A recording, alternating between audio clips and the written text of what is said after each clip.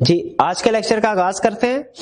آج کے لیکچر میں ایک تو ہم نے جو پریویس لیکچر میں پاسٹ پیپرز جو لرننگ آبجیکٹیو کور کیے ہیں ان کے پاسٹ پیپر کے کویسچن ڈسکس کریں گے، پلس آج کے لیکچر میں ہم نے جو نئے کنسپٹ اسٹڈی کرنا ہے وہ لرننگ آبجیکٹیو 3، 4 اور 5 ہمارے چیپٹر 10 کے.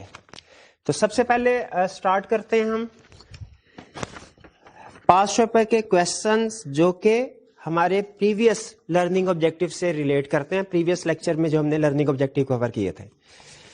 تو سب سے پہلے لرننگ آبجیکٹیو 1 آپ کے سامنے اس وقت بک ہونی چاہیے، رائز کی بک، پیج ہے 191. اس میں question number 1، A draws a bill on B who accepts it for valuable consideration. A نے B پہ بل ڈرا کیا، یعنی A ڈرار ہے اور B ڈرائی ہے. A endorses it to C. A نے اس بل کو انڈورس کر دیا، C انڈورس کر دیا مطلب نیگوشیٹ کر دیا. آگے further on due date B refuses to pay amount to C. Due date پہ B نے ریفیوز کر دیا کہ وہ C کو پیمنٹ نہیں کرے گا. پہلا، اس C entitle to receive the payment, کیا C کی انٹائٹلمنٹ ہے کہ وہ پیمنٹ ریسیو کرے؟ بالکل. یاد رکھے جو اگر ہم کسی کو انڈورس کرتے ہیں، نیگوشیٹ کرتے ہیں، تو فردر جس کو نیگوشیٹ یا انڈورس کیا جائے گا ہر ایک کا right to receive money establish ہو جائے گا. تو پہلے میں بالکل C کا رائٹ ہے، انٹائٹلڈ ہے C کہ وہ اماؤنٹ ریسیو کرے اس انسٹرومنٹ کے اوپر. Second, can C file suit directly against B to recover the amount without involving A? اچھا، حالانکہ C کو جو انسٹرومنٹ دیا تھا وہ A نے دیا تھا، لیکن وہ یہ کہہ رہے کیا C A کو انوالو کیے بغیر ڈائریکٹلی B کے خلاف کیس فائل کر سکتا ہے؟ بالکل کر سکتا ہے. ہم نے نیگوشیبل انسٹرومنٹ کی کریکٹرسٹکس میں پڑھا تھا کہ holder can sue in its own name. تو یہاں پہ ہولڈر C ہے، اگر یہ بل ڈس آنر ہوتا ہے تو ہولڈر ڈائریکٹلی B کے خلاف کیس فائل کر سکتا ہے، اے کے خلاف کیس فائل کر سکتا ہے، دوسری پارٹی کو cancel file directly against B کے خلاف کیس فائل کر سکتا ہے اے کو انوالو کیے بغیر. تو بالکل کر سکتا ہے C file. Question 2، A gave A cheque to B who transfer it to C. A نے بی کو چیک دیا اور بی نے سی کو چیک دے دیا، بی نے آگے نیگوشیٹ کر دیا اس کو سی کو. پہلا پارٹ کوشچن 2 کا، is it necessary for C to give notice to A that he has become holder of his check. کیا یہ ضروری ہے کہ سی اے کو بتایا کہ اب اس کا چیک اس کے پاس آ گیا؟ نہیں. یاد رکھے چیک یا کوئی بھی نیگوشیبل انسٹرومنٹ جیسے جیسے آگے نیگوشیٹ ہوتا ہے، جو بھی ہولڈر ہوگا اس کے لیے لازمی نہیں ہوتا کہ وہ اس کی اطلاع یا پرمیشن جو ہے وہ اوریجنل جو ڈرار ہے، ایشور ہے، اس کو دے. تو اس کیس میں سی کے لیے بالکل کوئی ضروری نہیں ہے کہ وہ اے کو نوٹس بھیجے کہ اس کے پاس چیک آ گیا، وہ ہولڈر بن گیا.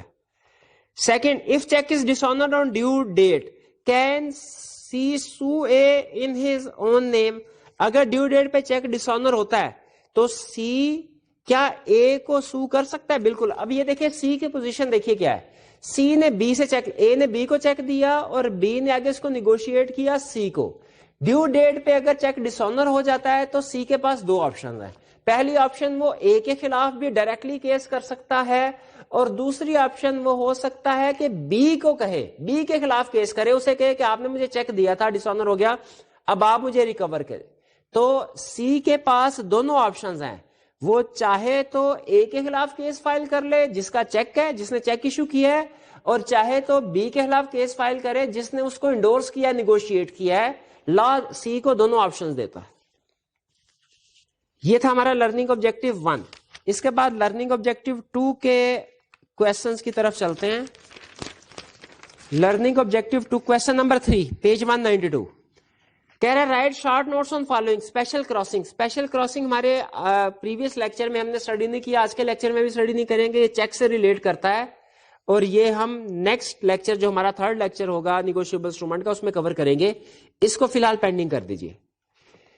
Be parties to A check. Check کی کتنی پارٹیز ہوتی ہے؟ ہم نے اسٹڈی کیا 3 پارٹیز ہوتی ہے، ڈرار، ڈرائی اور پے. اور بہتر ہے ڈرائی کی بجائے بینک لکھ دیجئے، کیونکہ چیک کے کیس میں ڈرائی ہمیشہ بینک ہوتا ہے، کسی نہ کسی بینک کے اوپر ہی چیک ڈرا کیا جاتا ہے.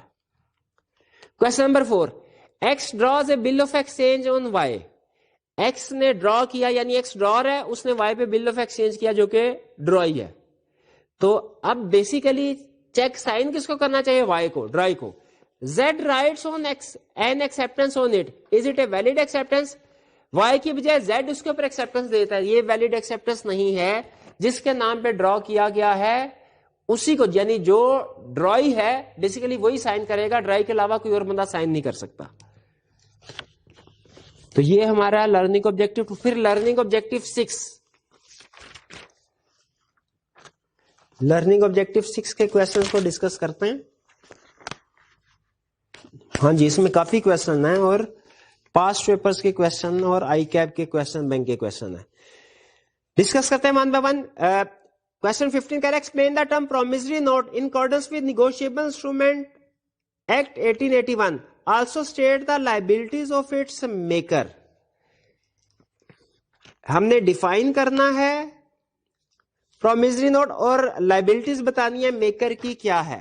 ڈیفینیشن لرننگ آبجیکٹو 6 میں لکھی ہوئی ہے, it is a written unconditional promise signed by maker to pay certain sum of money to certain party or to bearer. دیکھیں جو ڈیفینیشن ہے یہ آپ کے لیے کسی بھی, اگر آپ نے نیگوشیبل انسٹرومنٹ کی ڈیفینیشن کو اچھے طریقے سے سمجھ لیا ہے اور پھر اس کے بعد جو کمپیریزن اسٹڈی کیا جس میں بیسیکلی ہم نے ہر نیگوشیبل انسٹرومنٹ کے فیچرز پڑھے ہیں, اگر فیچرز آپ کو کلیئر, کمپیریزن کلیئر ہیں تو ہر نیگوشیبل انسٹرومنٹ چاہے وہ چیک ہو, چاہے پرومسری نوٹ, چاہے بل آف ایکسچینج, اس کو ڈیفائن کرنا آپ کے لیے بہت آسان ہوگا. اس کی ڈیفینیشن آپ نے ریڈ کی ہوگی, اس میں کوئی ایسی ٹرم نہیں ہوگی جو آپ کو سمجھ میں نہ آئی ہو. تو سمپل ڈیفینیشن ہے کہ ایک ایسا ریٹن انکنڈیشنل پرومس ہے جو کہ میکر سائن کرتا ہے جس میں سرٹن سم آف منی پے کی جاتی ہے. اس میں سب سے اہم ورڈ پرومس ہے. پرومس کو آپ نے ڈیفینیشن میں ضرور انکلوڈ کرنا ہے. اور اس طرح بل آف ایکسچینج کو ڈیفائن کرنے کو اگر کہے تو اس میں ہم نے ورڈ آرڈر کو ضرور انکلوڈ کرنا ہے. اس کے بعد also state the liabilities of maker. Maker کی لائبلٹیز کیا ہیں, اس کے اوپر میکر کی لائبلٹی یہ ہے کہ ڈیو ڈیٹ پہ وہ اس کی پیمنٹ کرے گا, جو بھی اس کا ہولڈر ہوگا اس کو ڈیو ڈیٹ پہ پیمنٹ کی جائے گی. Question 16 what are the essentials of a promissory note. Essentials ہم نے اسٹڈی کیا ہے. اسینشلز یا فیچرز بیسیکلی ایک ہی چیز کا نام ہے, یہ ہم اسٹڈی کر چکے ہیں. ان رائٹنگ ہونا چاہیے, پرومس ٹو پے ہے, signed by maker, certain sum of money, certain parties, promise to pay, legal tender, that is money only. یہ سارے فیچرز ہم اسٹڈی کر چکے ہیں. کیس اسٹڈی والے سیکشن کی طرف چلتے ہیں. کوشچن 17. اچھا یہ اہم ہے کوشچنز, آئی کیپ پہ اس طرح کے کوشچن جو ہے وہ فریکوینٹلی پوچھ رہا ہے. آپ نے ہر کوشچن کی اسٹیٹمنٹ پہ غور کرنا ہے کہ کیسے ہم کنکلوژن بتا رہے ہیں. Question 17. Based on provision of Negotiable Instrument Act 1881, briefly explain whether the following are promissory notes or not. اچھا ہم نے بتانا ہے کہ پرومسری نوٹ ہے کہ نہیں, اور صرف یہ نہیں یس یا نو کرنا ہے, آگے ریزن بھی بتانی ہے کہ کیوں پرومسری نوٹ نہیں ہے. فار ایگزامپل اس میں پارٹی سرٹن نہیں ہے, اس میں اماؤنٹ جو ہے وہ کچھ ہو رہا ہے, منی نہیں ہے, یا جو بھی ریزن ہوگی. پہلا 17 کا پہلا کیس, I promise to pay Rahat on demand ₹5,000. یہاں تک تو پرومسری نوٹ تھا. آگے کہہ رہے ہیں ایٹ مائی کنوینئنس. یہ جو ایٹ مائی کنوینئنس ہے اس کو انڈر لائن کیجئے, یہ بیسیکلی کنڈیشنل بتا رہا ہے کہ جب میری سہولت, جب میری آسانی ہوگی میں پے کروں گا. یہ سرٹن نہیں کر رہا. تو یہ نیگوشیبل انسٹرومنٹ نہیں ہوگا. کیوں نیگوشیبل انسٹرومنٹ نہیں ہوگا؟ کیونکہ یہ انکنڈیشنل نہیں ہے, اس نے اسے اپنی کنوینئنس کے ساتھ کنڈیشنل کر لیا. Second, on demand, I promise to pay Sonu or order. Order instrument ہو گیا.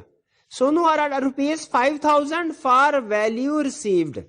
یہ بالکل نیگوشیبل انسٹرومنٹ ہے, ویلڈ پرومسری نوٹ ہے, کیونکہ اس میں وہ سارے اسینشلز پورے کر رہا ہے پرومسری نوٹ کے. پارٹیز بھی سرٹن ہے, اماؤنٹ بھی کیش منی ہے, لیگل ٹینڈر ہے, اور اس میں کوئی کسی قسم کی انسرٹنٹی نہیں ہے.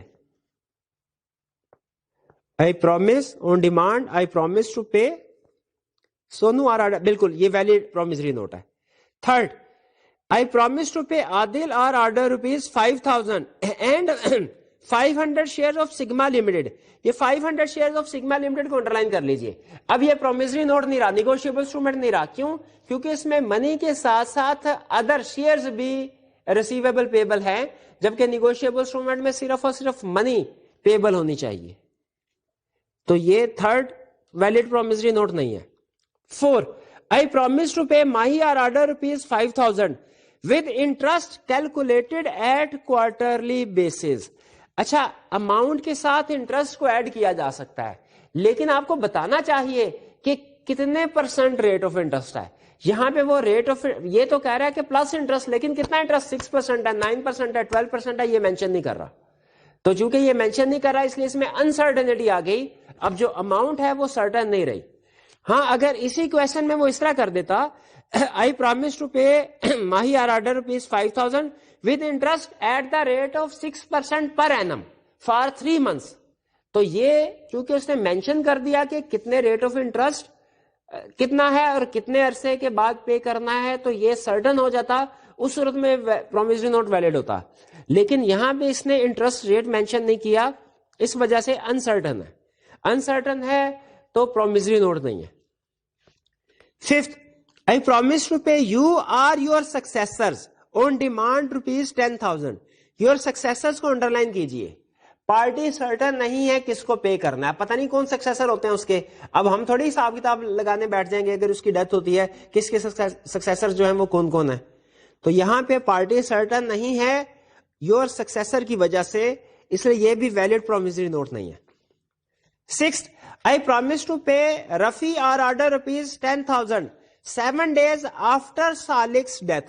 اچھا, اب دیکھیے آپ کے ذہن میں یہ آ رہا ہوگا کہ یہاں پہ بھی سرٹن نہیں ہے کہ سالک کی ڈیتھ پتہ نہیں کب ہوگی.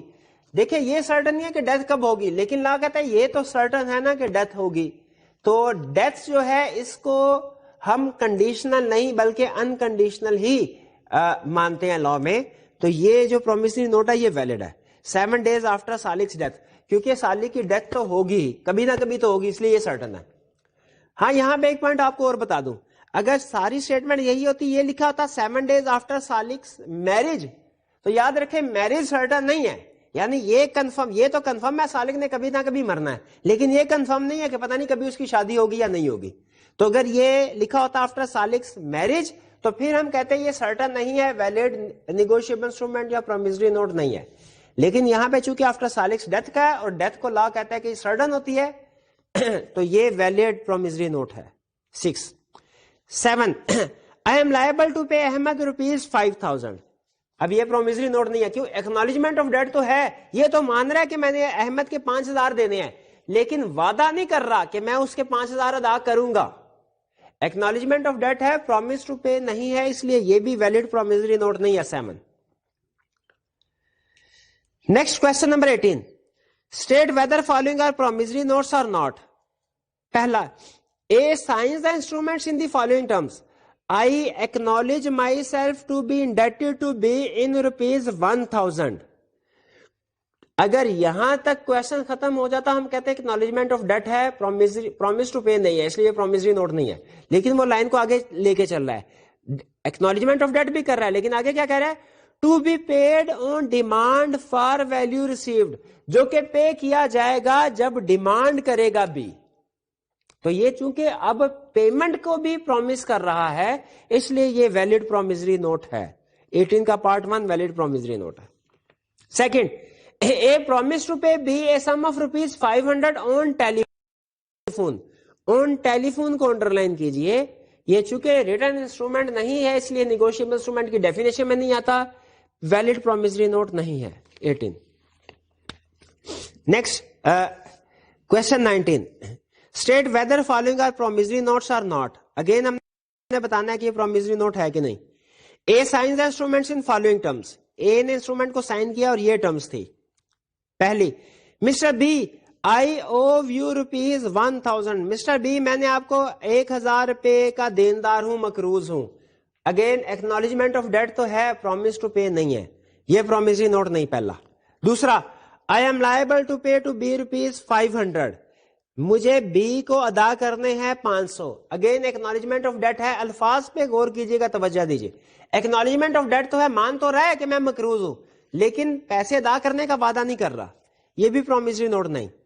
Third, I have taken from B ₹2,000 and I am accountable to him for the same with interest. اب اگین ایک تو یہ کہ اس نے accountable to him کہا کہ میں اس کو جواب دہ ہوں اس 2000 کا جو میں نے اسے لیے ہیں, پرومس ٹو پے نہیں ہے, پلس اس میں اماؤنٹ بھی سرٹن نہیں ہے, ود انٹرسٹ اس نے کہا, ریٹ آف انٹرسٹ بتایا نہیں, تو یہ بالکل بھی پرومسری نوٹ نہیں ہے 19 کا third part. Fourth, I acknowledge myself to be in debt for ₹1000. Acknowledgement of debt ہے یہاں تک. آگے کیا کر رہا ہے, to be paid on demand for value received. آگے پیمنٹ کرنے کا وعدہ بھی کر رہا ہے کہ میں ادا کروں گا. تو یہ جو فورتھ ہے 19 کا فورتھ, یہ ویلڈ پرومسری نوٹ ہے. اب question 20, based on provisions of Negotiable Instrument Act 1881, briefly explain whether the following are promissory notes or not. پہلا, I promise to pay B rupees 500 7 days after my marriage with C. Marriage with C certain نہیں ہے, uncertain element آ گیا, اس لیے یہ valid promissory note نہیں. A valid promissory note نہیں ہے. B, I promise to pay B rupees 500 on D's death. یہاں تک رہتا تو سرٹن تھا کیونکہ ڈیتھ سرٹن لا ایزیوم کرتا ہے, لیکن آگے کہہ رہا ہے provided D leaves me enough money to pay the sum. یہ اس نے انسرٹینٹی ایڈ کر دی, کنڈیشن ایڈ کر دی, کیونکہ لازمی نہیں کہ ڈی اتنے پیسے چھوڑ کے جائے. تو چونکہ یہ سرٹینٹی نہیں ہے اس لیے یہ ویلڈ انسٹرومنٹ نہیں ہے. C part, I promise to pay B rupees 500 as soon as I can. اس کو انڈر لائن کر لیجیے. انسرٹینٹی ہے, ٹائم سرٹن نہیں کر رہا کہ کب پے کرے گا. As soon as I can, uncertainty آ گئی, یہ بھی ویلڈ پرومسری نوٹ نہیں. D, I promise to pay B rupees 500 7 days after C's death. چونکہ لا ڈیتھ کو سرٹن کنسیڈر کرتا ہے اسی لیے یہ ویلڈ انسٹرومنٹ ہے. E, I promise to pay B rupees 500 and all other sum which shall be due to him. All other sums which shall be due to him, اس کو underline کیجئے. اس کی وجہ سے انسرٹینٹی آ گئی کیونکہ کنفرم نہیں کہ کتنی سم ڈیو ہوگی. F, I promise to pay B rupees 500 and all fines according to the rule. All fines according to the rules کو بھی انڈرلائن کر لیجئے. اس میں بھی انسرٹینٹی آ گئی کیونکہ کنفرم نہیں ہے فائن کی اماؤنٹ کیا ہوگی. یہ بھی پرومسری نوٹ نہیں ہے ویلڈ. تو یہ ہمارے لرننگ آبجیکٹو 6 کے 5 روپے کے کویشچن ہو گئے. نیکسٹ لرننگ آبجیکٹو 7 کی طرف چلتے ہیں.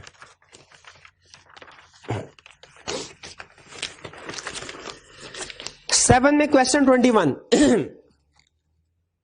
what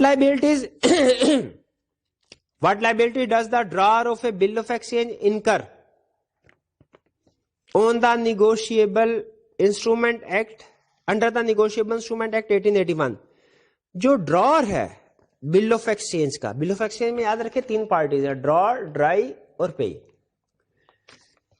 پرائمری ریسپانسبلٹی جو پے کرنے کی ہے وہ ڈرائی کی ہے کیونکہ اس نے ایکسپٹ کر لیا ہے.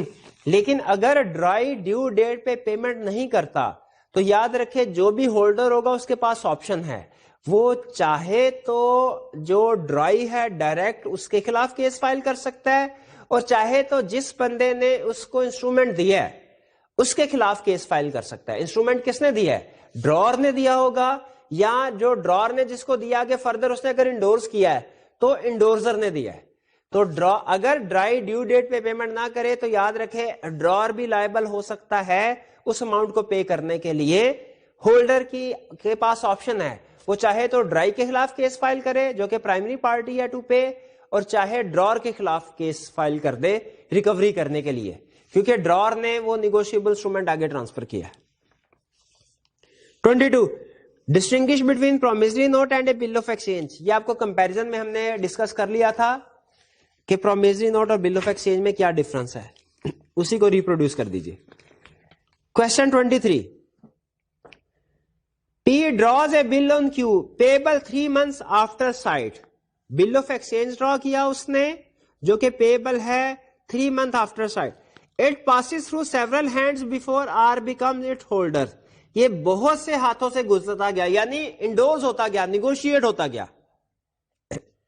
پی نے کیو پہ ڈرا کرنے کے بعد کسی اے کو دے دیا, اے نے بی کو دے دیا, بی نے سی کو دے دیا, چلتے چلتے آر کے پاس آ گیا. On presentation by R Q refuses to pay. Q نے ریفیوز کر دیا کہ میں پے نہیں کروں گا. Discuss the duties and rights of R on the bill. اب اس بل کے اوپر آر کے کیا رائٹس اینڈ ڈیوٹی ہے؟ دیکھیں آر کے پاس پہلا رائٹ تو یہ ہے کہ وہ چاہے تو ڈائریکٹ کیو کے خلاف کیس فائل کر سکتا ہے اپنے نام سے، اور چاہے تو جتنے بھی انڈورزر تھے، انڈورزر میں سے، انڈورزر میں جنہوں نے آگے فردر نیگوشیٹ کیا ہے، وہ کسی بھی انڈورزر کو کے خلاف بھی کیس فائل کر سکتا ہے کہ بھائی آپ نے مجھے، آپ کے تھرو مجھے یہ نیگوشیبل انسٹرومنٹ ملا ہے، اب آپ لائبل ٹو پے ہیں، آپ پے کیجئے۔ آر کے پاس دونوں آپشنز ہیں۔ اور ڈیوٹی کیا آر کی کہ جس کے خلاف بھی اس نے کیس فائل کرنا ہے وہ اس کو notice of dishonour issue کرے گا۔ یعنی فرض کیجئے اگر تو اس نے کیو کے خلاف کیس فائل کرنا ہے تو وہ کیو کو اپنی انٹینشن کہ جی میں آپ کے خلاف کیس فائل کرنے جا رہا ہوں یہ ایشو کرے گا، اور اگر کسی نہ کسی انڈورزر کے خلاف کیس فائل کرنا ہے تو وہ انڈورزر کو نوٹس آف ڈس آنر بھیجے گا کہ آپ نے جو نیگوشیبل انسٹرومنٹ مجھے دیا تھا وہ ڈس آنر ہو چکا ہے اور اب میں آپ کے خلاف ایکشن لینے چاہ رہا ہوں۔ 24 Based on the provision of Negotiable Instrument Act 1881, explain whether the following are bill of exchange or not۔ یہاں پہ question 24 میں promissory note لکھا ہوا ہے، اس کو کاٹ کے bill of exchange کر لیجئے۔ ہم نے بتانا ہے کہ یہ ویلڈ bill of exchange ہے کہ نہیں۔ اے میں کہہ رہا ہے B please pay ₹500 to C or order. اچھا یہاں پہ پلیز کو انڈرلائن کیجئے، پلیز سے لگ رہا ہے جیسے اسے ریکویسٹ کر رہا ہو، حالانکہ بل آف ایکسچینج تو بیسیکلی آرڈر ٹو پے ہوتا ہے، لیکن لا کہتا ہے ورڈ جو پلیز ہوتا ہے یہ ہم اسے سافٹ سینس میں یوز کرتے ہیں عام زبان میں، صرف پولائٹلی، اصل میں یہ آرڈر ٹو پے ہی ہے۔ تو بی کو جب ہم کہتے ہیں کہ بی سی کو یا اس کے آرڈر کو پے ₹500 پے کر دو، اگر پلیز کا ورڈ ایڈ کر دیتے ہیں تو اس سے وہ آرڈر ہی رہتا ہے، اس سے وہ پرومسری نوٹ یا پرومس یا ریکویسٹ نہیں بن جاتا۔ تو جو پہلا 24 کا پارٹ اے یہ ایک ویلڈ بل آف ایکسچینج ہے۔ اس میں پلیز کا لفظ ذہن میں رکھیے گا، پلیز کا لفظ صرف آپ کے سینٹینس کو پولائٹ کر رہا ہے، اس کی نیچر کو چینج نہیں کر رہا، آرڈر کو وہ ریکویسٹ میں کنورٹ نہیں کر رہا ورڈ پلیز کا ورڈ، صرف آپ کا سینٹینس تھوڑا پولائٹ کر رہا ہے۔ B I shall be highly obliged if you make it convenient to pay ₹1,000 to C۔ اب یہ جو I shall be highly obliged if you make it convenient to pay، یہ جو ورڈ ہے یہ آرڈر کی بجائے ریکویسٹ کی طرف جا رہے ہیں، تو اس میں وہ ویلڈ بل آف ایکسچینج نہیں ہے، کیونکہ جو الفاظ ہیں یہ too much requesting word use کیے جا رہے ہیں۔ B I shall be highly obliged if you make it convenient to pay ₹1,000۔ نہیں کنوینئنٹ میرے لیے پے کرنا، تو یہ چونکہ ٹو ریکویسٹنگ ہے اسی لیے بی جو ہے یہ ویلڈ بل آف ایکسچینج نہیں ہے۔ اور نیکسٹ لرننگ آبجیکٹو 8 میں ایک ہی کوشچن ہے 25 explain the term check as defined in negotiable instruments act 1881 and list down the essential elements ہم نے وہ کمپیرزن میں اسٹڈی کر لیے تھے، آپ بھی ریڈ کر لیجئے۔ اس ایلیمنٹ میں کوئی بھی ایسی چیز نہیں ہے جو کہ سمجھ میں نہ آنے والی ہو۔ اور چیک کی ڈیفینیشن اوپر لکھی ہے، check is bill of exchange ڈران on a specified banker and payable on demand. Simple definition ہے، اگر آپ نے لیکچر 1 کی ٹرمز کو اچھے طریقے سے سمجھا ہے تو ان میں اسینشلز میں یا ڈیفینیشن کسی بھی نیگوشیبل انسٹرومنٹ چاہے پرومسری نوٹ اور بل آف ایکسچینج ہو یا چیک ہو، اس کو ڈیفائن کرتے ہوئے یا اس کے اسینشلز میں کوئی بھی ایسا لفظ انشاءاللہ نہیں ہوگا جو آپ کو سمجھ میں نہ آئے اگر آپ نے پریویس لیکچر کو اچھے طریقے سے سمجھا ہے۔ تو یہ یہاں پہ ہمارے پاس پیپرز کے کویسچن اور کیس اسٹڈیز بھی ختم ہوتی ہیں۔ اس کے بعد چلتا ہے اب ہم اپنے آج کے لیکچر جو فریش کنسپٹس ہیں ان کی طرف پاس کیجیے۔ جی اب ہم اسٹڈی نیکسٹ کنسپٹ کی طرف چلتے ہیں۔ اس کنسپٹ میں ہم نے 3 کنسپٹ کور، لیکچر کے حصے میں ہم نے 3 کنسپٹ کور کرنے ہیں۔ ایک classification of negotiable instruments, negotiable instrument کی کلاسیفیکیشن ڈسکس کریں گے، پھر ڈیفینیشن سیکھیں گے ہولڈر کی، پیمنٹ ان ڈیو کورس اور ہولڈر ان ڈیو کورس، اور پھر نیگوسیشن۔ پریویس لیکچر میں یہ تینوں کنسپٹس کے بارے میں بریفلی ڈسکشن ہم کر چکے ہیں، اسی لیے ان کنسپٹس کو ڈسکس کرتے ہوئے آپ کو لگے گا کہ یہ آپ نے پہلے بیسک انڈرسٹینڈنگ آپ کی ہے، لیکن ان کو ڈیٹیل میں ڈسکس کرتے ہیں۔ سب سے پہلے classification of negotiable instruments. Negotiable instruments کو کتنی طرح سے کلاسیفائی کیا جا سکتا ہے؟ نیگوشیبل انسٹرومنٹس کو کلاسیفائی کرنے کے 3 طریقے ہیں، 3 طرح سے کلاسیفائی کیا جا سکتا ہے۔ کلاسیفیکیشن کا ایک طریقہ ہے بیئرر انسٹرومنٹس اور آرڈر انسٹرومنٹس، دوسرا طریقہ ہے ڈیمانڈ انسٹرومنٹ اور ٹائم انسٹرومنٹ، اور تیسرا طریقہ کلاسیفیکیشن کا ہے ان لینڈ انسٹرومنٹ اور فارن انسٹرومنٹ. یہ تین طرح سے ہم نیگوشیبل انسٹرومنٹ کو کلاسیفائی کر سکتے ہیں. سب سے پہلے بیرر انسٹرومنٹ یا آرڈر انسٹرومنٹ، یہ آپ کو یاد ہوگا ہم نے پریویس لیکچر میں کور کیا تھا. بیرر انسٹرومنٹ ایسے انسٹرومنٹ کو کہتے ہیں جس کو کوئی بھی پرسن جس کے پاس وہ انسٹرومنٹ ہوتا ہے وہ اس پہ اماؤنٹ کو ریسیو کر سکتا ہے. اور آرڈر انسٹرومنٹ کا مطلب یہ ہے کہ صرف وہی پرسن اماؤنٹ ریسیو کر سکے گا جس کا نام انسٹرومنٹ کے اوپر لکھا ہوا ہے. یہ بریف کنسپٹ تھا، تو اسٹڈی کرتے ہیں ڈیٹیل اب اس کی ڈیفینیشن. بیرر انسٹرومنٹ میں کیا کہہ رہا ہے بیرر انسٹرومنٹ ایسا انسٹرومنٹ ہے جو کہ payable to any person who holds it, یعنی جو بندہ بھی اس کو ہولڈ کرے گا اس کو پیبل ہے. ایسے کہتے ہیں، ایسے انسٹرومنٹ کو کہتے ہیں بیرر انسٹرومنٹ، یعنی جس کے پاس ہے اس کو پیبل ہوگا. اور آرڈر انسٹرومنٹ کون سا ہے؟ جو پیبل ٹو اسپیسیفائڈ پرسن ہے، جو ہر ایک کو نہیں، یعنی یہ نہیں ہے کہ جس کے پاس بھی انسٹرومنٹ ہوگا اس کو پیبل ہے، نہیں اس کو نہیں. جو اسپیسیفائڈ پرسن ہے، اسپیسیفائڈ پرسن کون؟ جس کا نام نیگوشیبل انسٹرومنٹ کے اوپر لکھا گیا ہے، جو اس کو پیبل ہوگا یا ایٹ ہز آرڈر، یا اس کے آرڈر پہ کسی اور کو پیبل ہوگا. کیونکہ آرڈر انسٹرومنٹ بھی یاد رکھیں نیگوشیٹ ہو سکتا ہے، اس کو نیگوشیٹ کرنے کے لیے جو اسپیسیفائڈ پرسن ہوتا ہے اس کے اوپر وہ اپنے سائن کرتا ہے اور اس بندے کا نام لکھ دیتا ہے جس کو وہ فردر نیگوشیٹ کرنا چاہتا ہو. تو بیسک ڈفرنس کیا ہوا؟ بیرر انسٹرومنٹ جو کسی کو بھی پیبل ہے، جو بھی اس کا ہولڈر ہوگا، اور آرڈر انسٹرومنٹ جو صرف اس کو پیبل ہے جس کا نام اس کے اوپر لکھا ہوا ہے اسپیسیفائڈ پرسن کا. اب ایگزامپل دیکھیے، ایگزام میں فرض کیجئے وہ ہمیں ڈیفرنٹ ایگزامپل یا ورڈنگ دے دیتا ہے، جس طرح آپ نے دیکھا کہ پرومسری نوٹ اور بل آف ایکسچینج کی وہ ورڈنگ ہمیں دے کے ہم سے پوچھ رہا تھا کہ ویلڈ ہے کہ نہیں. اسی طرح ہمیں کیسے پتا چلے گا کہ کوئی انسٹرومنٹ بیرر یا آرڈر انسٹرومنٹ ہے کہ نہیں؟ آپ کو یاد ہوگا پریویس لیکچر میں بتایا تھا، اگر انسٹرومنٹ کے اوپر ورڈ بیرر ہے تو وہ بیرر انسٹرومنٹ ہے، ورنہ آرڈر انسٹرومنٹ ہے. تو اگر لکھا ہوا ہے پے بیرر، انسٹرومنٹ کے اوپر لکھا ہوا ہے پے بیرر، تو یہ بیرر انسٹرومنٹ ہے. اگر لکھا ہوا ہے پے اے آر بیرر، نام بھی مینشنڈ ہے لیکن ساتھ میں یہ بھی مینشنڈ ہے کہ بیرر کو بھی دیا جا سکتا ہے، یعنی یا تو پیمنٹ اے کو کی جائے گی یا جس کے پاس بھی انسٹرومنٹ ہوگا. تو اگر یہ انسٹرومنٹ بی یا سی کے پاس بھی چلا جاتا ہے تو ان کا بھی رائٹ ٹو ریسیو منی بن جائے گا. اس لیے یہ انسٹرومنٹ بھی بیرر انسٹرومنٹ ہی کہلاتا ہے. حالانکہ اس میں نام لکھا ہے لیکن ساتھ میں چونکہ بیرر بھی لکھا ہے تو یہ بیرر انسٹرومنٹ ہے. اور آرڈر انسٹرومنٹ کون سا ہے؟ پے اے، صرف نام لکھا ہوا کہ اے کو پے کیا جائے، یا یہ لکھا ہوا پے اے اور آرڈر، یعنی اے کو انسٹرومنٹ کی پیمنٹ ہوگی یا اس کے آرڈر پہ جس کو وہ کہے گا اس کو پیمنٹ ہوگی. یہ دونوں آرڈر انسٹرومنٹ ہے.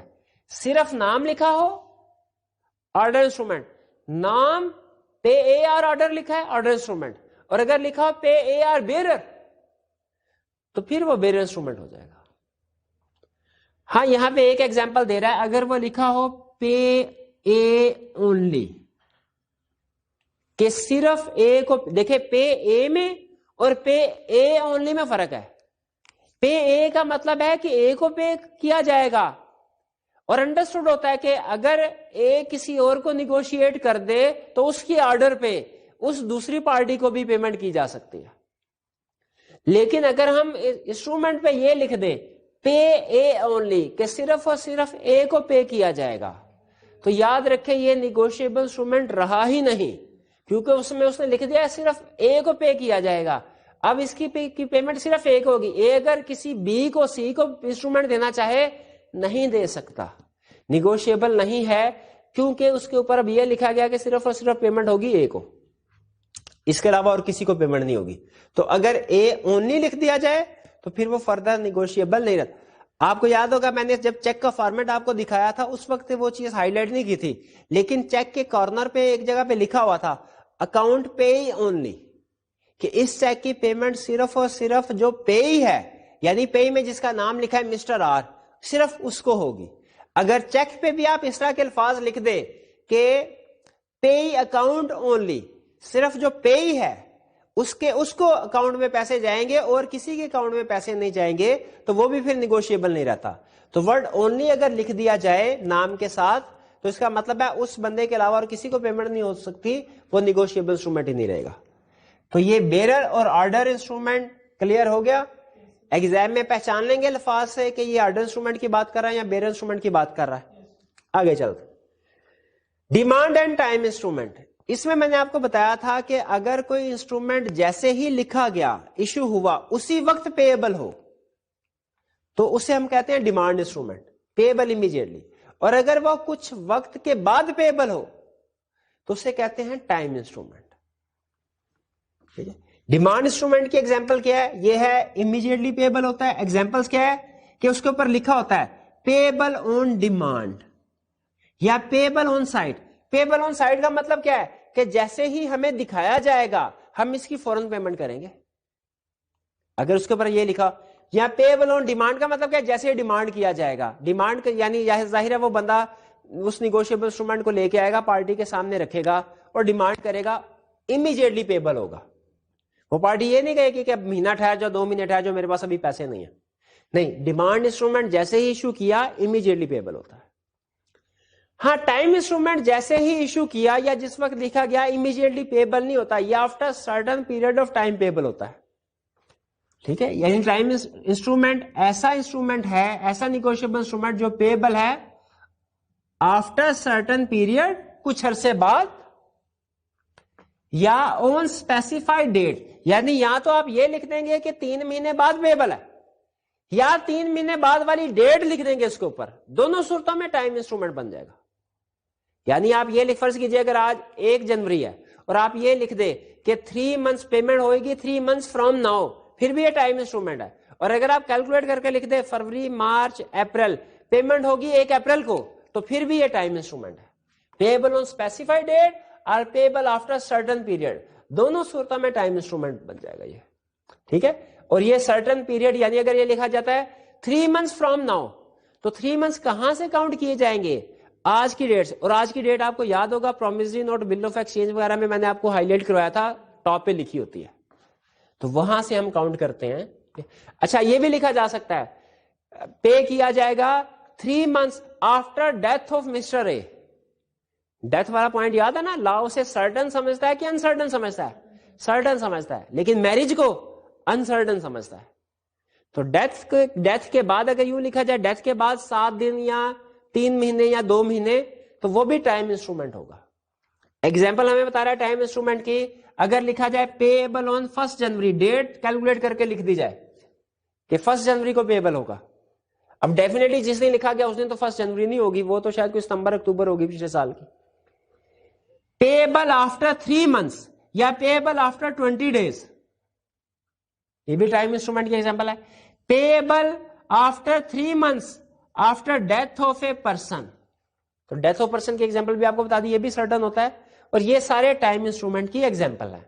اگر آن ڈیمانڈ پیبل ہو یا آن سائٹ پیبل ہو وہ ہمارا ڈیمانڈ انسٹرومنٹ ہے. اور اگر کوئی نہ کوئی ڈیٹ لکھ دی جائے یا ٹائم بتا دیا جائے 3 مہینے بعد, 4 مہینے بعد, تو پھر ٹائم.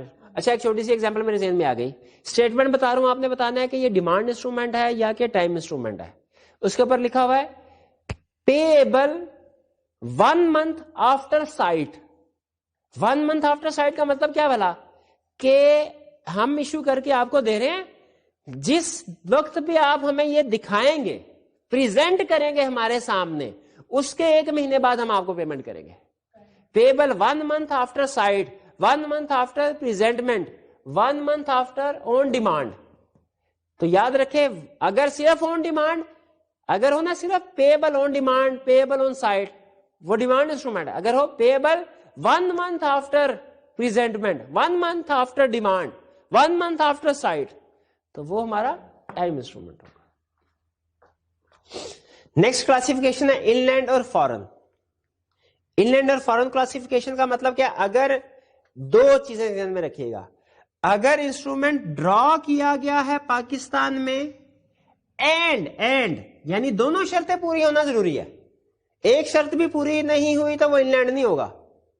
دونوں شرطیں پوری ہوگی. دونوں شرطیں کون سی؟ پہلی, انسٹرومنٹ پاکستان میں ڈرا کیا گیا ہو اور پیبل پاکستان میں ہو یا ٹو ریزیڈنٹ آف پاکستان. یعنی یہ دونوں کنڈیشن پوری ہونے چاہیے. اس دوسری کنڈیشن میں ان دونوں میں سے کوئی ایک چیز پوری ہونی چاہیے. ٹھیک ہے, یعنی 1 اور 2 کے درمیان میں اینڈ ہے, لیکن 2 میں پیبل ان پاکستان اور payable to resident of Pakistan, یہاں پہ آر ہے. یعنی اگر ایک انسٹرومنٹ پاکستان میں ڈرا ہوا اور وہ پیبل بھی پاکستان میں ہے, ان لینڈ پاکستان میں ڈرا ہوا, پیبل سری لنکا میں ہے, لیکن payable to resident of Pakistan ہے, تو ڈران ان پاکستان بھی ہے اور payable to resident of Pakistan بھی ہے, تو ان لینڈ انسٹرومنٹ ہو گیا.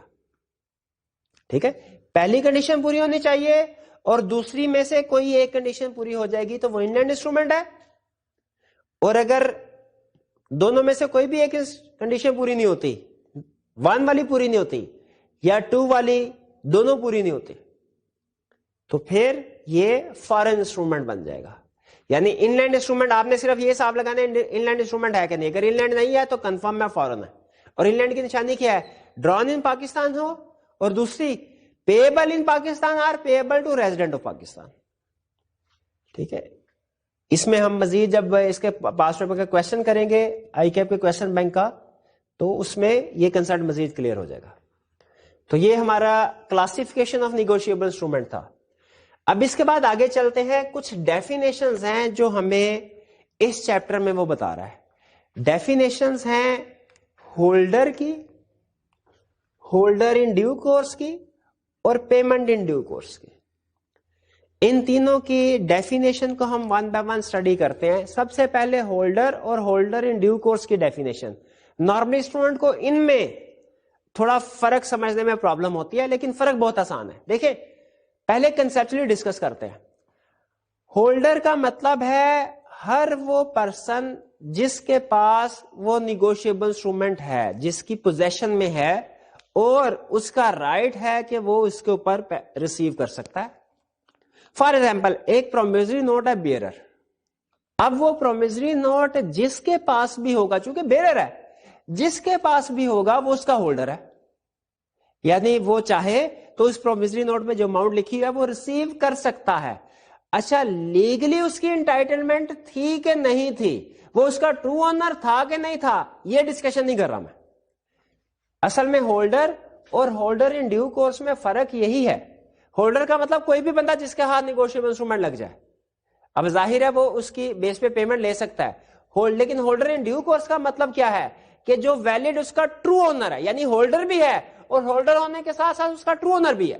فرض کیجئے یہ بیئرر انسٹرومنٹ ہے پرومیسری نوٹ, یہ گم ہو گیا, کسی چور نے چوری کر لیا. اب وہ چور جو ہے وہ ہولڈر تو ہے, کیوں؟ کیونکہ اس کی پوزیشن میں نیگوشیبل انسٹرومنٹ پرومیسری نوٹ, اور وہ بیئرر ہے. بیئرر ہے تو اس کا مطلب یہ ہے کہ وہ ڈیو ڈیٹ پہ اس کی پیمنٹ حاصل کر سکتا ہے, لیکن وہ اس کا ٹرو اونر نہیں ہے, ہولڈر ان ڈیو کورس نہیں ہے. لا ہمیں یہی فرق بتا رہا ہے ہولڈر اور ہولڈر ان ڈیو کورس میں.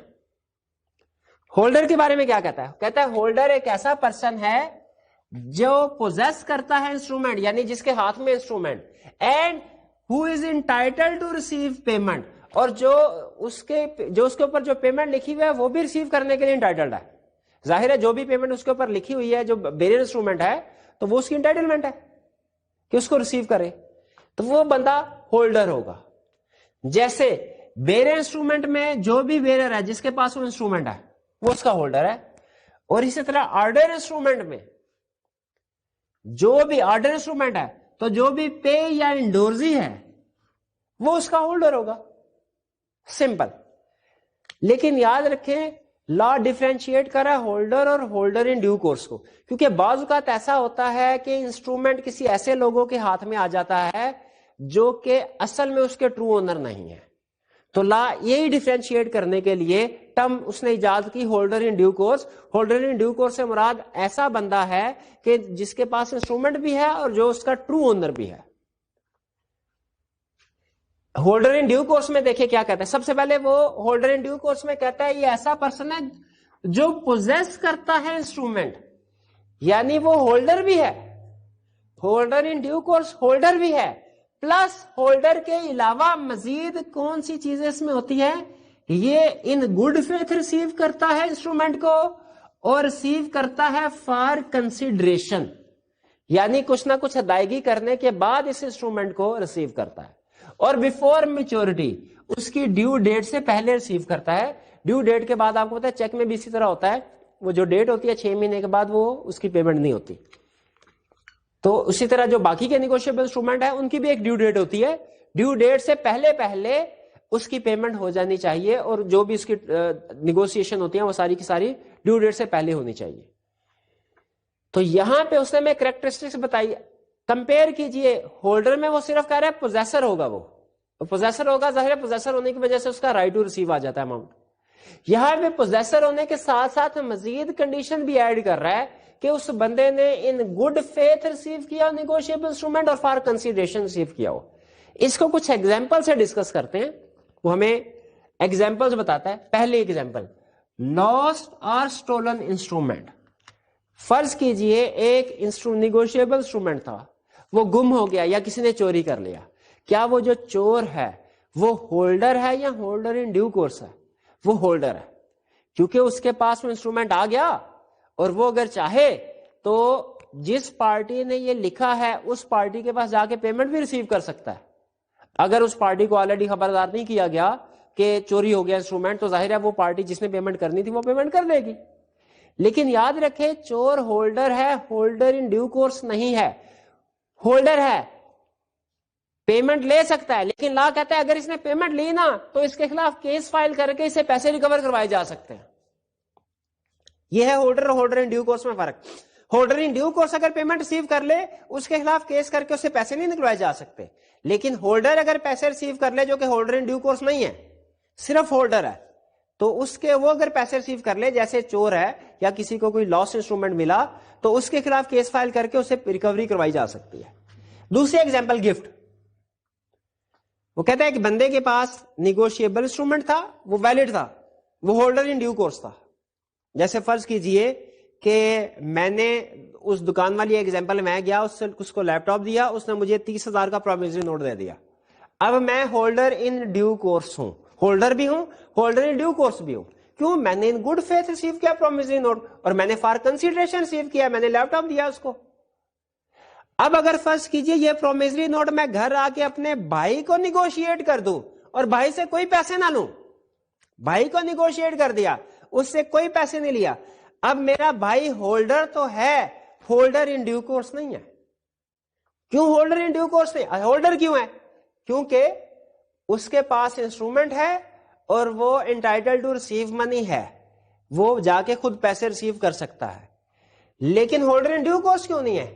کیونکہ اس نے ریسیوڈ ان گڈ فیتھ تو کیا, لیکن ریسیوڈ فار کنسیڈریشن نہیں کیا, اس نے مجھے کوئی کنسیڈریشن ادا نہیں کی, تو وہ ہولڈر ان ڈیو کورس نہیں, صرف ہولڈر ہے, کیونکہ ہولڈر ان ڈیو کورس کی کنڈیشن کنسیڈریشن والی کنڈیشن کو پورا نہیں کر رہا. اچھا, اسی طرح اگلی ایگزامپل, اگر فرض کیجئے میرے پاس وہ پرومسری نوٹ تھا 30,000 کا, میں گھر آ رہا تھا, رستے میں کہیں گر گیا. اب کسی بندے نے اس پرومسری نوٹ کو اٹھایا اور اس نے کہا اچھا یہ تو بیرر انسٹرومنٹ ہے اور یہ حفیظ سینٹر میں اس پارٹی کا ہے. اب اس کو پتا ہے کہ میں ہولڈر تو ہوں, جس بندے نے اٹھایا یہ ہولڈر تو ہوں, ہولڈر ان ڈیو کورس نہیں ہوں. وہ اگر خود جا کے اس پارٹی سے پیمنٹ لیتا ہے اور پیمنٹ لینے کے بعد اگر ٹریس ہو گیا تو اس کے خلاف کیس فائل کر کے اس سے 30,000 نکلوایا جا سکتا ہے. لیکن اس نے کیا کیا, اس نے یہ نوٹ پکڑا اور ہال روڈ پہنچ گیا. ہال روڈ کے کسی ٹریڈر سے اس نے ادھر کوئی ٹی وی سیٹ دیا اور بدلے میں یہ پرومسری نوٹ دیا. اب دیکھیے, اب وہ جو ہال روڈ والا ٹریڈر ہے جس نے ٹی وی دیا اور اس سے پرومسری نوٹ لے لیا, جو چور تھا جس کو یہ پرومسری نوٹ ملا وہ ہولڈر تھا, ہولڈر ان ڈیو کورس نہیں تھا. لیکن جو ٹریڈر ہال روڈ والا ہے جس نے ٹی وی دیا اور پرومسری نوٹ دیا, وہ ہولڈر ہے کہ ہولڈر ان ڈیو کورس؟ لا کہتا ہے وہ ہولڈر ان ڈیو کورس ہے. کیوں ہولڈر ان ڈیو کورس ہے؟ اس کے پاس انسٹرومنٹ ہے, اس نے ان گڈ فیتھ ریسیو کیا. اچھا, ان گڈ فیتھ کا مطلب سمجھ لیں, اگر تو اسے پتا نا کہ یہ جو ٹی وی لے رہا ہے میرے سے اور مجھے پرومسری نوٹ دے رہا ہے, یہ پرومسری نوٹ اصل میں اس کا نہیں ہے, اس کو تو کہیں گرا ہوا تھا ملا ہے یا اس نے چوری کیا ہے, تو پھر اگر پتا ہے ٹریڈر کو تو وہ پھر ان گڈ فیتھ نہیں کہلائے گا, وہ پھر ٹریڈر بھی ہولڈر ہوگا, ہولڈر ان ڈیو کورس نہیں ہوگا. لیکن فرض کیجئے اگر ٹریڈر کو نہیں پتا کہ یہ چوری کا ہے, وہ ان گڈ فیتھ اس نے ریسیو کیا اور بدلے میں کنسیڈریشن یعنی ٹی وی بھی دیا, تو وہ پھر trader holder in due course بن جائے گا. اس کا مطلب کیا ہوا, ٹریڈر ڈیو ڈیٹ پہ اس کا رائٹ ہے ہالوڈ والے ٹریڈر کا کہ وہ فی سینٹر والے جس نے اس کو لکھا تھا, ریزن ایشو کیا تھا, اس کے پاس جائے اور اس سے پیمنٹ ریسیو کرے. اب چاہے یہاں پہ اس فی سینٹر والے ٹریڈر کو فون کر کے بتا کے نہ دیا گیا ہو کہ بھائی یہ گم ہو گیا, اس کے باوجود لا کہتا ہے کہ جو ہالوڈ والا ٹریڈر ہے وہ چونکہ انوسینٹ پرسن ہے تو اس کا رائٹ ہے کہ وہ اس انسٹرومنٹ کے اوپر ریکوری کروا سکتا ہے, پیسے لے سکتا ہے. اب یہاں پہ آپ کے ذہن میں کویسچن یہ پیدا ہوتا ہے کہ جو اوریجنل اونر تھا, یعنی فرض کیجئے میں, جو اس انسٹرومنٹ کا اوریجنل اصل میں جس کو ملا تھا, اس کے ساتھ تو زیادتی ہو گئی. تو یاد رکھے لا مجھے کیا کہتا ہے, لا نے پہلے تو اس انوسینٹ ٹریڈر کو پروٹیکٹ کیا نا, کیونکہ اس نے گڈ فیتھ کام کیا تھا اور فار کنسیڈریشن کیا تھا. میرے لیے لا یہ کہتا ہے کہ آپ اس چور کو ڈھونڈو جس نے ٹی وی خریدا تھا اس سے, اور اس کے خلاف کیس فائل کر کے اس سے ریکوری کرو. ٹریڈر سے ریکوری میں نہیں کر سکتا. کیوں؟ کیونکہ trader holder in due course ہے. یہ فرق ہے ہولڈر ہونے میں اور ہولڈر ان ڈیو کورس ہونے میں. اگر آپ ہولڈر ان ڈیو کورس ہے تو چاہے اس انسٹرومنٹ کا ٹائٹل ڈیفیکٹو بھی تھا جس سے آپ کو ملا, وہ سٹل آپ کا گڈ ٹائٹل کریٹ ہو جائے گا. آپ کو یاد ہے یہ ہم نے پریویس لیکچر میں assumption بھی پڑھی تھی کریکٹرسٹکس میں, کہ اگر کسی ایک کا جو ہولڈر ہوتا ہے اس کا title free from all defects ہوتا ہے. تو یہاں پہ جو ہولڈر تھا, لیکن پرووائڈیڈ کہ وہ ان گڈ فیتھ کام کرے اور فار کنسیڈریشن کرے. تو یہ کچھ ایگزامپل سے ہم نے فرق سمجھ لیا ہولڈر کا اور ہولڈر ان ڈیو کورس کا. ہولڈر میں صرف دو کریکٹرسٹکس ہوتی ہیں, پوزیسر ہوتا ہے, رائٹ ٹو ریسیو اماؤنٹ ہوتی ہے. لیکن ہولڈر ان ڈیو کورس میں ہولڈر ہونے کے ساتھ ساتھ مزید بھی کچھ کنڈیشنز ہوتی ہیں. کیا؟ وہ ایکٹ کرتا ہے ان good faith, for consideration receive کرتا ہے, اور before maturity of negotiable instrument کو ریسیو کرتا ہے. تو یہ ہولڈر اور ہولڈر ان ڈیو کورس میں فرق تھا. اب ایک ہے پیمنٹ ان ڈیو کورس, یہ بھی انٹرسٹنگ کنسپٹ ہے. پیمنٹ ان ڈیو کورس کا مطلب یہ ہے کہ ایسی پیمنٹ جس سے آپ کی لائبلٹی ختم ہو جائے, یعنی جو ویلڈ پیمنٹ سمجھی جائے. کہتا ہے پیمنٹ ان ڈیو, اس پیمنٹ کو ہم پیمنٹ ان ڈیو کورس سمجھیں گے اگر آپ پیمنٹ کرتے ہیں ٹو ہولڈر آف انسٹرومنٹ کو ان good faith without negligence on maturity as per terms of the instrument. تین کنڈیشنز ہیں. ایگزامپل سمجھیے. فرض کیجئے کہ جو پرومیسری نوٹ مجھے دیا اس فی سینٹر والے نے, وہ بیرر نہیں تھا, وہ آرڈر تھا, اس کے اوپر میرا نام لکھا ہوا تھا, مسٹر آصف. اب وہ گر گیا, گم ہو گیا. وہ مسٹر آصف کی بجائے مسٹر بدر کے ہاتھ لگا. اب مسٹر بدر وہ انسٹرومنٹ لے کے چلا گیا ٹریڈر کے پاس کہ سر آپ نے کہا تھا ڈیو ڈیٹ پہ پیمنٹ کریں گے. ٹریڈر نے وہ انسٹرومنٹ رکھا اور پیمنٹ کر دی. کیا اس پیمنٹ سے اس کی لائبلٹی ڈسچارج ہو گئی ٹریڈر کی؟ اس کا جواب ہے نہیں. یہ پیمنٹ ان ڈیو کورس نہیں ہے. کیوں؟ کیونکہ اس نے نیگلیجنس کے ساتھ پیمنٹ کیا ٹریڈر نے. بھی نیگلیجنس کیسے؟ اس لیے کہ وہ جو انسٹرومنٹ تھا وہ آرڈر انسٹرومنٹ تھا, وہ یہاں تو مجھے پیمنٹ ہونی تھی یا میرے آرڈر پہ کسی اور کو پیمنٹ ہونی تھی, لیکن میں نے تو وہ آگے نیگوشیٹ کسی کو کیا ہی نہیں. تو اس کا مطلب ہے وہ پیمنٹ صرف اور صرف آصف کو ہونی چاہیے تھی. اس کو جب بدر لے کے گیا تو اس بندے کو یہ دیکھنا چاہیے تھا کہ میرے پاس جو بل آف ایکسچینج لے کے آ رہا ہے یہ آصف ہے کہ بدر ہے. اس نے جب یہ انکوائری کیے بغیر, یہ کنفرم کیے بغیر کہ جو بندہ میرے پاس پیمنٹ لینے کے لیے آ رہا ہے وہ کون ہے, پیمنٹ کر دی, تو اس کا مطلب ہے اس نے وداؤٹ نیگلیجنس پیمنٹ نہیں کی, ود نیگلیجنس پیمنٹ کی ہے. یہ پیمنٹ ان ڈیو کورس نہیں سمجھی جائے گی. اس کا مطلب کیا ہوا؟ اس کا مطلب یہ ہوا کہ اب میں انٹائٹلڈ ہوں ابھی بھی کہ اس پرومیسری نوٹ کے اوپر اسی ٹریڈر سے پیمنٹ لے لو, کیونکہ ابھی اس نے پیمنٹ جو ہے وہ ویلڈ نہیں کی. حالانکہ اس نے اسی پرومیسری نوٹ کی پیمنٹ کسی دوسرے بندے کو کر دی, لیکن نیگلیجنس کے ساتھ کی. اسی طرح فرض کیجئے آپ نے کراس چیک کے بارے میں سنا ہوگا کہ کراس چیک جو ہے, ایک چیک ہوتا ہے اوپن چیک, ایک کراس چیک. کراس چیک وہ ہوتا ہے جو کسی کے اکاؤنٹ میں پیمنٹ ہوتی ہے, اور اوپن چیک وہ ہوتا ہے جو کہ کاؤنٹر کے اوپر پیمنٹ کر دی جاتی ہے. اگر ایک کراس چیک ایشو کیا ایک بندے نے اور بینک اس کی پیمنٹ اس کے اکاؤنٹ میں کرنے کے بجائے کاؤنٹر پہ کر دیتا ہے, حالانکہ وہ کراس چیک تھا, تو بتائیے بینک نے نیگلیجنس کے ساتھ کام کیا یا وداؤٹ نیگلیجنس؟ نیگلیجنس کے ساتھ. اس چیک کی payment valid, payment in due course نہیں سمجھی جاتی.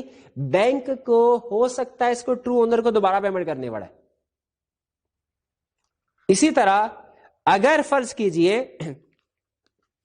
کہ چیک کسی کا ہے، کسی پارٹی کا ہے، وہ چیک بیرر چیک ہے اور وہ چیک گم ہو گیا. اب گم ہو گیا تو جس پارٹی کا چیک تھا اسے چاہیے کہ فوری طور پہ بینک کو فون کر کے چیک کی ڈیٹیل بتایا کہ سر اس چیک کی پیمنٹ نہ کرنا، یہ گم ہو گیا. لیکن اس نے فون نہیں کیا، وہ چیک کسی اور پرسن کے ہاتھ میں لگا، اس نے بینک میں جا کے پیسے نکلوا لیے. اب بینک نے دیکھے اپنی پوری احتیاط کے ساتھ کام کیا، بینک کو تو کوئی اطلاع نہیں ملی کہ چیک گم ہو چکا ہے. بینک نے دیکھا سائن ویلڈ ہے، ڈیٹس وغیرہ ٹھیک ہے، اور اس چیک کی پیمنٹ کر دی. کیا یہ پیمنٹ ان ڈیو کورس ہے؟ لا کہتا ہے بالکل یہ پیمنٹ ان ڈیو کورس ہے، کیونکہ بینک نے اپنی ساری جو بھی اس کی ڈیو ڈیلیجنس تھی کیئرفلنس کے ساتھ یہ پیمنٹ کی، تو یہ پیمنٹ ان ڈیو کورس ہوگی. اس سے بینک کی لائبلٹی ڈسچارج ہوگی. اچھا اب اور ایگزامپل سنیے پیمنٹ ان ڈیو کورس کی، کہ کب پیمنٹ ان ڈیو کورس ہوتی ہے اور کب پیمنٹ ان ڈیو کورس نہیں ہوتی. یاد رکھیں پیمنٹ ان ڈیو کورس کا مطلب لا اس کو ویلڈ مانے گا کہ ہاں یہ پیمنٹ بالکل ٹھیک ہو چکی ہے، اب اس پارٹی کی مزید کوئی لائبلٹی نہیں ہے. بینک کو ہم نے ایک چیک دیا، ایک پرسن کے پاس چیک تھا، ایک پرسن نے چیک ایشو کیا، چیک کے اوپر اس کے سائن کیے گئے تھے، سائن ویلڈ تھے، دوسری پارٹی کو دیا، دوسری پارٹی نے بینک میں جا کے پریزنٹ کیا، بینک نے ساری چیزیں دیکھ کے ڈیٹ دیکھی، اماؤنٹ وغیرہ، سائن دیکھے، جینون تھے اور پیمنٹ کر دی. یہ پیمنٹ ویلڈ ہے، پیمنٹ ان ڈیو کورس ہے. اچھا اب فرض کیجئے کہ اس اکاؤنٹ ہولڈر کا چیک، بلینک چیک کسی دوسرے کے ہاتھ میں آ گیا، اس بندے نے چیک کو فل کیا اور اکاؤنٹ ہولڈر کے فیک سائن کیے. فیک سائن کرنے کے بعد بینک کو چیک پریزنٹ کیا، بینک نے اس کی پیمنٹ کر دی. یہ پیمنٹ ان ڈیو کورس نہیں. پیمنٹ ان ڈیو کورس کیوں نہیں؟ کیونکہ بینک نے in good faith without negligence کام نہیں کیا. بینک کو چاہیے تھا سائن میچ کرتا، بینک کے پاس اسپیسیمن سگنیچر ہوتے ہیں اور ہر چیک کی پیمنٹ کرنے سے پہلے بینک نے وہ سائن میچ کرنے ہوتے ہیں. اگر بینک نے وہ سائن میچ نہیں کیے تو اس کا مطلب یہ ہوا بینک نے نیگلیجنس کے ساتھ کام کیا، بینک لائبل ہوگا وہ ٹرو اونر کو کمپنسیٹ کرنے کے لیے. لیکن یہاں پہ ذہن میں رکھیے، اگر فرض کیجئے میں نے چیک ایشو کیا مسٹر اے کو، سگنیچر میرے جینون ہے، میں نے وہ چیک جو تھا وہ آرڈر تھا، بیرر نہیں تھا، آرڈر تھا، مسٹر اے کو دیا، مسٹر اے نے مسٹر بی کو چیک دیا اور آرڈر نیگوشیشن ہوئی، لیکن آرڈر انسٹرومنٹ ہے، میں نے اے کے نام پہ چیک ایشو کیا، اے نے آگے سائن کر کے بی کا نام لکھ دیا. اب بی سے وہ چیک گم ہو گیا اور مسٹر سی نے پکڑ لیا. مسٹر سی نے دیکھا یار یہ چیک تو آرڈر انسٹرومنٹ ہے، اس پہ پیمنٹ تو صرف بی لے سکتا ہے. اس نے کیا کیا، مزید اس کو نیگوشیٹ کر دیا، آگے بی کے فیک سائن لکھ کے، بی کے سچویشن سمجھے گا، بی کے فورجری کر کے سائن کی، آگے لکھ دیا انڈوز ٹو سی، اپنا نام لکھ دیا، حالانکہ بی کے سائن فیک ہے. اب وہ بینک کے پاس پیمنٹ لینے کے لیے پہنچ گیا، بینک نے اس کو پیمنٹ کر دی. کیا یہ پیمنٹ ان ڈیو کورس ہے؟ لا کہتا ہے یس یہ پیمنٹ ان ڈیو کورس ہے، یہ ویلڈ سمجھی جائے گی. کیوں؟ کیونکہ بینک کے پاس اوریجنل اکاؤنٹ ہولڈر کے سگنیچر ہوتے ہیں، وہ اس نے میچ کرنے ہوتے ہیں. باقی کے جتنے بھی انڈورزر ہیں جو انڈورس کرتے ہیں، نیگوشیٹ کرتے ہیں، ہر پارٹی کے اسپیسیمن سگنیچر بینک کے پاس نہیں ہوتے، اس لیے ان میں سے اگر کسی پارٹی کے فیک سائن ثابت ہوتے ہیں بینک اس کے لیے لائبل نہیں ہوگا. تو یہ پیمنٹ ان ڈیو کورس. اب اسی طرح فرض کیجئے بینک کو ہم نے چیک دیا، آج تاریخ ہے 20 اپریل، 25 اپریل کا چیک تھا، فیوچر کی ڈیٹ کا. ہم نے بینک کو چیک دیا، کیا بینک کو اس چیک کی پیمنٹ کرنی چاہیے؟ نہیں کرنی چاہیے. لیکن بینک نے ڈیٹ دیکھے بغیر پیمنٹ کر دی، کیا یہ پیمنٹ ان ڈیو کورس ہے؟ اس کا جواب ہے نہیں، پیمنٹ ان ڈیو کورس نہیں ہے. پیمنٹ ان ڈیو کورس کے لیے ضروری ہے کہ جو میچورٹی ڈیٹ کے اوپر پیمنٹ ہونی چاہیے، میچورٹی سے پہلے پیمنٹ نہیں ہونی چاہیے. تو پیمنٹ ان ڈیو کورس کا مطلب کنسپچولی اس کا مطلب کیا ہے؟ وہ پیمنٹ جس سے جو officially valid, legally valid payment سمجھی جائے، جس سے لائبلٹی ڈسچارج ہو جائے، لائبلٹی ختم ہو جائے پارٹیز کی، یہ پیمنٹ ان ڈیو کورس ہے. کوئی بھی پیمنٹ کب پیمنٹ ان ڈیو کورس بنے گی؟ جب وہ ہولڈر آف دی انسٹرومنٹ کو کی جائے گی، in good faith without negligence और ऑन मैच्योरिटी। ये तीनों कंडीशंस पूरी होंगी तो वो पेमेंट इन ड्यू कोर्स बनेगी। इसमें मैंने आपको बैंक की 2-3 एग्जांपल के साथ शेयर कर दिया कि कब पेमेंट इन ड्यू कोर्स होगी और कब पेमेंट इन ड्यू कोर्स नहीं होगी। अब इसके बाद चलते हैं हम अपने तीसरे कंसेप्ट की तरफ, जो कि है निगोशिएशन का। निगोशिएशन भी पहले हम कवर कर चुके हैं, अभी सिर्फ डिटेल में आपके साथ डिस्कस कर रहा हूं इसको। रिवीजन, क्विक रिवीजन भी हो जाएगी आपकी और कुछ हो सकता है मजीद चीजें भी इसमें ऐड हो जाएं। निगोशिएशन का मतलब क्या होता है? निगोशिएशन का मतलब होता है ट्रांसफर करना निगोशिएबल इंस्ट्रूमेंट को एक पर्सन से दूसरे पर्सन को। निगोशिएशन डिपेंड करता है, निगोशिएशन कैसे होगी? डिपेंड करता है आपका इंस्ट्रूमेंट बेरर है कि ऑर्डर है। अगर इंस्ट्रूमेंट बेरर है तो सिर्फ और सिर्फ डिलीवरी के जरिए से एक हाथ से दूसरे हाथ से इंस्ट्रूमेंट जाएगा, निगोशिएशन हो जाएगी। लेकिन अगर इंस्ट्रूमेंट ऑर्डर इंस्ट्रूमेंट है तो इस केस में सिर्फ डिलीवरी काफी नहीं है, बल्कि डिलीवरी के साथ साथ इंडोर्समेंट भी करनी होगी। इंडोर्समेंट का मतलब क्या है? इंडोर्समेंट का मतलब है निगोशिएशन करने के लिए निगोशिएबल इंस्ट्रूमेंट पे साइन करना, इसे हम कहते हैं इंडोर्समेंट। इंडोर्समेंट करने के लिए क्या करना पड़ेगा?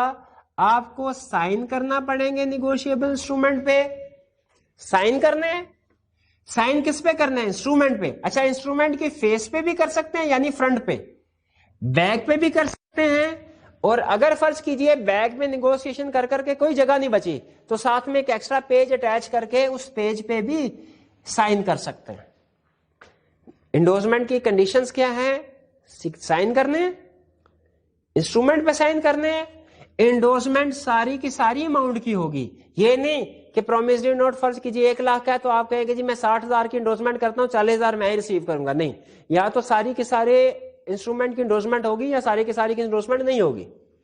और इंडोर्समेंट करनी सिंगल इंडोर्सर को है, इंडोर्सी को है। यानी ऐसा नहीं हो सकता कि आप 2 बंदों को इंडोर्समेंट कर दें कि 1 लाख है, 60,000 मिस्टर बी को, 40,000 मिस्टर सी को। ऐसे नहीं हो सकता। जो इंडोर्समेंट होगी वो सिंगल इंडोर्सी को होगी। अच्छा, यहां पे हमें 2 टाइप्स बता रहा है, फुल या स्पेशल इंडोर्समेंट और ब्लैंक या जनरल इंडोर्समेंट। फुल या स्पेशल इंडोर्समेंट क्या होती है? अच्छा, ये गौर से सुनिएगा।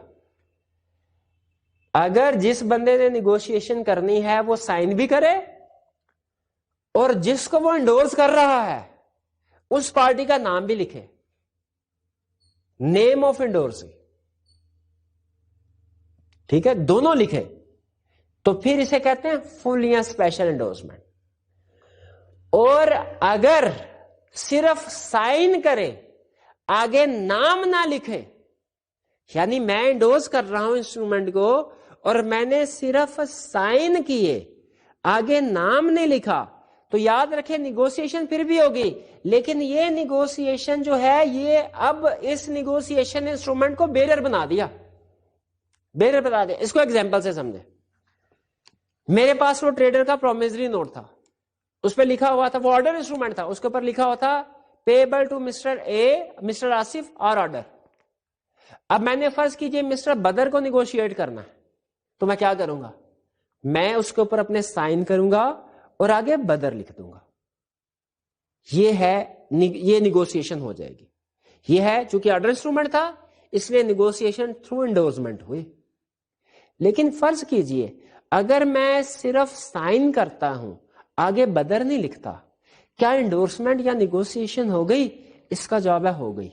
अगला क्वेश्चन, किसको हुई? नाम तो मैंने किसी का लिखा ही नहीं, तो इसका आंसर ये है कि जिसका भी आगे नाम लिख दिया जाएगा उसको निगोशिएशन समझी जाएगी, उसको हुई है। यानी इसका मतलब कि ये इंस्ट्रूमेंट अब बेरर इंस्ट्रूमेंट की तरह हो गया। ये जैसे जैसे बाय हैंड आगे ट्रांसफर होता जाएगा, जो बंदा भी चाहता है कि मुझे इसके पैसे मिले वो मेरे साइन के आगे अपना नाम लिख देगा, तो ऐसे समझा जाएगा जैसे मैंने उसी बंदे को इंडोर्समेंट किया। तो याद रखें, ऑर्डर इंस्ट्रूमेंट की निगोशिएशन कैसे हो सकती है? इंडोर्समेंट प्लस डिलीवरी दोनों के जरिए से। इंडोर्समेंट का मतलब क्या? निगोशिएशन पर्पस के लिए साइन करना निगोशिएबल इंस्ट्रूमेंट के ऊपर, या उसके फेस के ऊपर, या उसके बैक के ऊपर, या अलग पेपर के ऊपर, और पूरी अमाउंट की इंडोर्समेंट करना। इंडोर्समेंट यानी साइन करने के बाद میں یہ بھی ہو سکتا ہے کہ کسی کا نام لکھوں, یہ بھی ہو سکتا ہے کسی کا نام نہ لکھوں. اگر کسی کا نام لکھتا ہوں سائن کرنے کے بعد تو یہ فل یا اسپیشل انڈورسمنٹ ہے. اس کا مطلب ہے اب وہ بندے کے لیے یہ آرڈر انسٹرومنٹ بن گیا. لیکن اگر میں صرف سائن کرتا ہوں, آگے نام نہیں لکھتا, اس کا مطلب ہے یہ انسٹرومنٹ بیرر انسٹرومنٹ بن گیا. اب اس کو کوئی بھی پرسن آگے فردر اس کو بیرر انسٹرومنٹ کی طرح ٹرانسفر کر سکتا ہے, اور اینڈ پہ جا کے جس بندے نے بھی اس کو ریسیو کرنا وہ آگے اپنا نام لکھ سکتا بیرر انسٹرومنٹ. تو یہ ہمارے کچھ کنسیپٹس تھے جو ہم نے آج کے لیکچر میں اسٹڈی کیے. آج کے لیکچر کا یہاں پہ ہم اختتام کرتے ہیں. آپ اپنی ہوم اسائنمنٹ سن لیجئے. آپ نے ایک تو لرننگ آبجیکٹو 3, 4 اور 5 ان کو ریڈ کرنا ہے, کنسیپٹس کو اچھے طریقے سے سمجھنا ہے, اور ان کے جو اینڈ پہ پاس پیپر کے کویسچنز ہیں ان کو بھی اٹیمپٹ کیجئے. نیکسٹ لیکچر میں ہم انشاءاللہ پہلے ان کویسچنز کو ڈسکس کریں گے, لرننگ آبجیکٹو 3, 4 اور 5, اور اس کے بعد پھر آگے چلیں گے. آج کا لیکچر یہاں پہ ختم کرتے ہیں. اللہ حافظ.